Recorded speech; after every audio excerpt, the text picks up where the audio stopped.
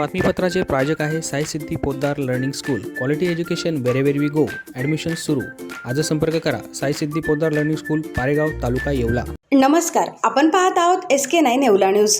NAFED NCCF कांदा खरेदीबाबत जिल्हाधिकाऱ्यांनी लासलगावात आढावा बैठक घेऊन शेतकऱ्यांपर्यंत माहिती पोहोचविण्याच्या सूचना संबंधितांना दिल्या आहेत.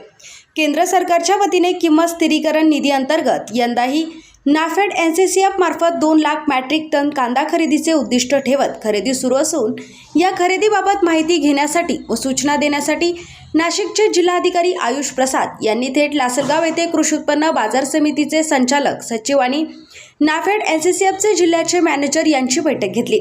यावेळी त्यांनी थेट बाजार समितीत शासकीय खरेदीबाबत माहिती शेतकऱ्यांना समजावी यासाठी मोठा फलक लावावा, तसेच बाजार समितीचे कामकाज संपल्यानंतरही शासकीय खरेदी ही सुरू ठेवावी असे सांगत बाजार समित्यांमध्ये कमी बाजारभावाने कांद्याची खरेदी सुरू होती. त्याच 50% दर वाढण्यातही आम्ही यशस्वी झाल्याचे त्यांनी सांगितले. SK9 येवला न्यूजसाठी ब्युरो रिपोर्ट, लासलगाव. माननीय केंद्रीय गृहमंत्री व सहकार मंत्री महोदयांच्या अध्यक्षतेखाली झालेली बैठक, ज्याच्यामध्ये सन्माननीय राज्याचे सन्माननीय मुख्यमंत्री, दोघे सन्माननीय उपमुख्यमंत्री आणि सर्व सन्माननीय मंत्री नाशिक जिल्ह्याचे त्या बैठकीत उपस्थित होते. त्या बैठकीमध्ये काही धोरणात्मक आणि प्रभावी निर्णय त्यामध्ये झाले होते. त्याच्यामध्ये की एक नवीन ग्रेडच्या खरेदी प्रक्रिया सुरू करण्यात आली होती. ते होतं ग्रेड URS. त्याच्यामध्ये ग्रेड URS म्हणजे एक लोअर ग्रेडच्या कांदा, आधी फक्त ग्रेड A च्या कांद्याची खरेदी होत होती आणि ग्रेड URS ग्रेडची कांद्याची खरेदी सुरू झाली. त्याच्यामध्ये सिंगल स्किन असेल, एकच आणि त्याच्यामध्ये त्याचा जो हे आहे डायमीटर ते 35 मिलीमीटर हे असेल. त्या सगळ्या गोष्टीचा विचार करून त्या ठिकाणी खरेदीची प्रक्रिया सुरू करण्यात आली होती. पूर्ण नाशिक जिल्ह्यामध्ये NCCF आणि नाफेडच्या माध्यमातून 39 म्हणजे संस्थांना खरेदी करण्याचा अधिकार या ठिकाणी देण्यात आलेला आहे आणि त्याच्यामध्ये असा विचार करण्यात आला होता की संपूर्ण खरेदी प्रक्रिया APMC या APMCच्या आजूबाजूच्या परिसरमध्येही खरेदी करण्यात यावं. याच्यामध्ये एक गोष्टी लक्षात आल्या की नाशिक जिल्ह्यामध्ये खरेदी प्रक्रिया विभिन्न APMC मध्ये काय प्रमाणात चांगल्या प्रकारे चालू आहे, परंतु लासनगावच्या ज्यावेळी मी आढावा घेतला, लक्षात आलं की या ठिकाणी ज्या मानाने खरेदी होणं अपेक्षित होतं त्याच्या तुलनेने फार कमी प्रमाणात खरेदी या भागात झालेली आहे. तो मी त्याचा आढावा घेण्यासाठी, त्या प्रश्न समजून घेण्यासाठी आणि त्याच्यामध्ये काय सुधारणा करता येईल त्या धोरणाच्या अंमलबजावणीसाठी मी या ठिकाणी आज आलो होतो.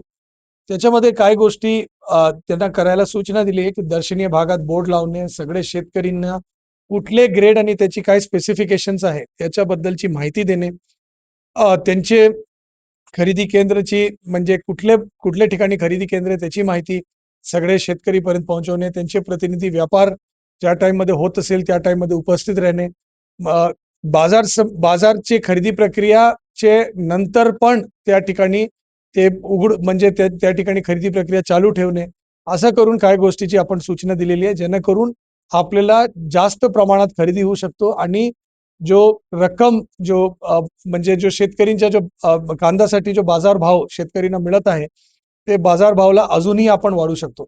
या सगळे प्रयत्नाचे एक यश आहे की ज्यावेळी याची प्रयत्न झाली होती तो 1236 रुपयाची म्हणजे दर होती, जो आज 1890 रुपयेपर्यंत 1875 रुपयेपर्यंत गेलेली आहे. तर जो ऑलमोस्ट 50% वाढ झालेली आहे, तेव्हा एक 1.5 महिन्याच्या कालावधीमध्ये झालेली आहे आणि या दर सातत्याने वाढत आहे. म्हणजे 1236 पासून 1270 झाली होती, 1500 रुपयामध्ये झाली होती, फिर 1700 झाली, आता 1800 पर्यंत गेलेली आहे.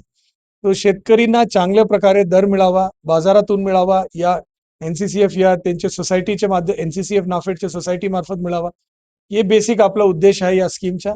त्याची अंमलबजावणी व्यवस्थित प्रमाणात व्हावा, क्वालिटी ग्रेडिंग पॅरामीटर्स बद्दल कुठल्या प्रकारची अडचणी राहू नये आणि शेतकरीला जास्त म्हणजे रक्कम त्यांचे शेत पीक साठी मिळावा, याच्यासाठी आपण सगळेजण प्रयत्न करत आहोत.